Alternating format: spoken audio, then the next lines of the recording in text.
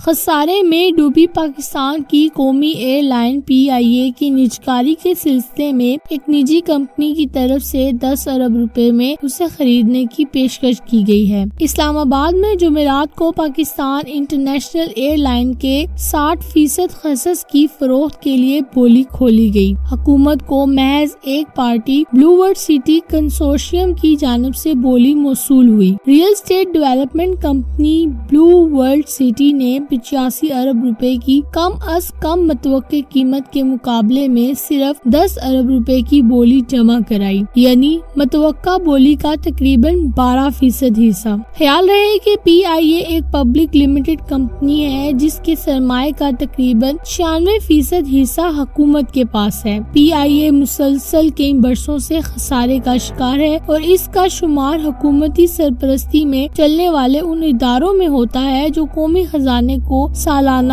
اربوں روپے کا نقصان پہنچاتے ہیں۔ گزشتہ ادوار میں انتظامی تبدیلیوں کے ذریعے بہتری لانے کی تمام تر کوششوں کے باوجود پی آئی اے کی نجکاری کی کئی کوششیں بھی ناکام ہوئی ہیں۔ بولی کے لیے اس تقریب کے دوران بلو ورلڈ سٹی کے سربراہ سعد نذیر کا کہنا ہے کہ ہم حکومت کے لیے نیک تمناؤں کا اظہار کرتے ہیں اگر وہ ہماری بولی قبول نہیں کرتے۔ وہ کہتے ہیں کہ کابینہ ہماری پیشکش پر مشاورت کرے گی، اگر یہ منظور نہیں ہوتی اور وہ ہماری پیشکش قبول نہیں کرتے تو ہم اپنی خود کی ایئر لائن شروع کریں گے۔ ان کا مزید کہنا ہے کہ حکومت کی طرف سے 85 ارب روپے کی متوقع قیمت درست نہیں ہے کیونکہ پی آئی اے شدید خسارے سے متاثرہ ہے۔ بلو ورلڈ سٹی کی جانب سے پی آئی اے کو خریدنے کے لیے 10 ارب کی بولی کا جائزہ پاکستان کی وفاقی کابینہ لے گی، یعنی یہ فیصلہ ابھی ہونا باقی ہے کہ آیا اس بولی کو منظور یا مسترد کیا جائے گا۔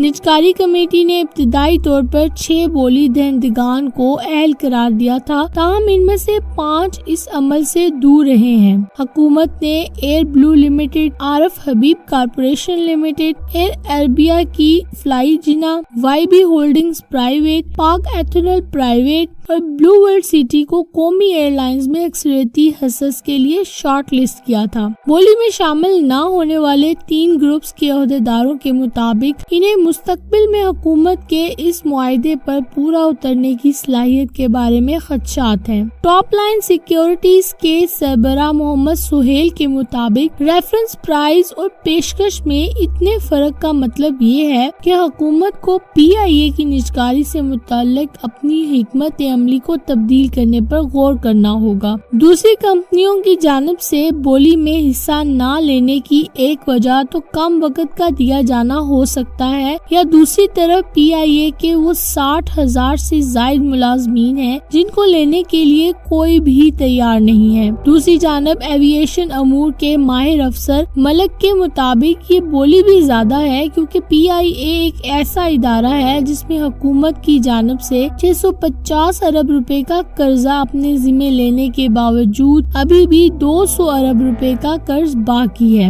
ماضی میں پی آئی اے کے شعبہ مارکیٹنگ اور انفارمیشن ٹیکنالوجی کے سربراہ رہنے والے اشاد غنی نے کہا کہ کوئی بھی اتنی بڑی رقم دے کر ایک ایسے اکاؤنٹ سے شروعات نہیں کرے گا جو پہلے ہی سے منفی میں چل رہا ہو، بلکہ اس کے بجائے وہ اتنے پیسوں میں نئی ایئر لائن بنا لے گا۔ بلو ورلڈ کے حوالے سے بات کرتے ہوئے انہوں نے کہا کہ اس کو اس بولی سے یہ فائدہ ہو سکتا ہے کہ اس کو نیا سیٹ اپ نہیں لگانا پڑے گا کیونکہ یہ ریئل اسٹیٹ کمپنی ہے اور نئے سرے سے ایئر لائن شروع اور اسے آپریشنل کرتے ہوئے 2 سال تو کم از کم لگ جاتے ہیں۔ ماضی میں بھی پاکستان کی قومی ایئر لائن کی نجکاری کے لیے اعلانات ہوئے، تاہم اس پر عمل درآمد نہیں ہو سکا تھا۔ تاہم اب ایسا دکھائی دیتا ہے کہ حکومت بہت سنجیدگی سے اس معاملے کو دیکھ رہی ہے۔ پی آئی اے میں اس وقت 7200 مستقل ملازمین کام کرتے ہیں۔ اس کے علاوہ ڈیلی ویجز پر کام کرنے والے ملازمین بھی اس ایئر لائن کا حصہ ہیں۔